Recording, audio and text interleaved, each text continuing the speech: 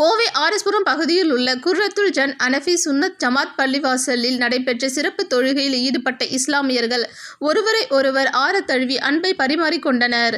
இஸ்லாமியர்களின் புனித பண்டிகையான ரமலான் பண்டிகை கோவை மாவட்டத்தில் உற்சாகமாக கொண்டாடப்பட்டு வருகின்றது. ஒவ்வொரு ஆண்டும் ரம்ஜான் பண்டிகைக்கு முன்பாக இஸ்லாமியர்கள் 1 மாத காலம் நோன்பு இருப்பது மரபு. நோன்பு காலத்தில் இஸ்லாமியர்கள் சஹர் எனப்படும் விடியலுக்கு முன்பாக உணவு சாப்பிட்டு விட்டு பிறகு சூரியன் மறையும் வரை உணவு உண்ணாமல் நோன்பு இருப்பார்கள். இந்த ஆண்டு ஈகை திருநாள் எனப்படும் ரமலான் பண்டிகை இன்று கொண்டாடப்படும் என தமிழ்நாடு அரசின் தலைமை ஹாஜி அறிவித்தார். அதன்படி கோவை மாவட்டத்தில் அதிகாலையில் பள்ளிவாசலில் நடைபெற்ற சிறப்பு ரமலான் தொழுகையில் ஆயிரக்கணக்கானோர் புத்தாடைகள் அணிந்து பங்கேற்றனர். இதன் ஒரு பகுதியாக கோவை ஆர்எஸ்புரம் பகுதியில் உள்ள குர்ரத்துல் ஜன் அனஃபி சுன்னத் ஜமாத் பள்ளிவாசலில் நடைபெற்ற சிறப்பு தொழுகை நடைபெற்றது. இதில் சுமார் 500க்கும் மேற்பட்ட இஸ்லாமியர்கள் கலந்து கொண்டனர்.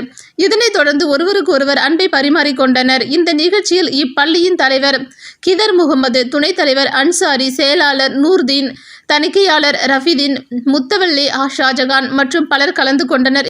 கூடி ஒரு நாளாக அல்லாஹ் இந்த ஈதுல் ஃபித்ர் இய்யாக நஅபுது வ இய்யாக நஸ்தஈன் இஹ்தினஸ் ஸிராத்தல் முஸ்தகீம் ஸிராத்தல் லதீன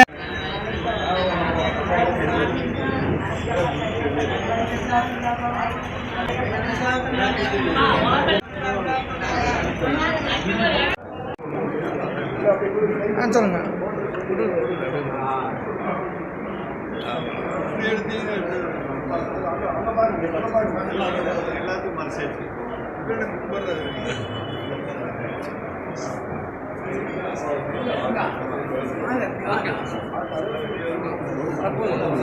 அல்லாஹு அக்பர், அல்லாஹு அக்பர், லா இலாஹா இல்லல்லாஹு, அல்லாஹு அக்பர், அல்லாஹு அக்பர் வலில்லாஹில் ஹம்து.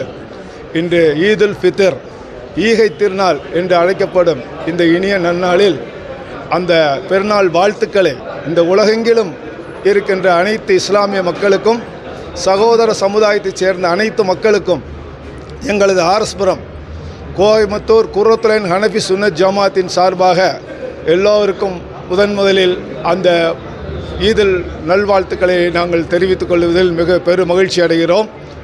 இந்த ஈதுல் ஃபித்ருடைய நன்னாளின் பொருட்டு இந்த இஸ்லாமியர்களின் 5 கடமைகளில் 3வது கடமையான இந்த 30 நாட்கள் நாங்கள் நோன்பு இருப்பது, அந்த ரமலான் மாதத்தில் நோன்பு இருந்துவிட்டு 4வது கடமையான ஜக்காத்துகளை வசதி படைத்தவர்கள் ஏழை எளிய மக்களுக்கு தாங்கள் கொடுக்க வேண்டிய பங்குகளை அவர்களுக்கு கொடுத்து அதனால் மனம் உவந்து மிகுந்த மகிழ்ச்சியுடன் அந்த மாதத்தின் கடைசி நாளில் அடுத்த மாதத்தின் முதல் நாளான ஷவ்வால் 1ஆக இன்று நாங்கள் அந்த பெருநாள் தொழுகையை தொழுது மிகுந்த மகிழ்ச்சியுடன் இருக்கிறோம்.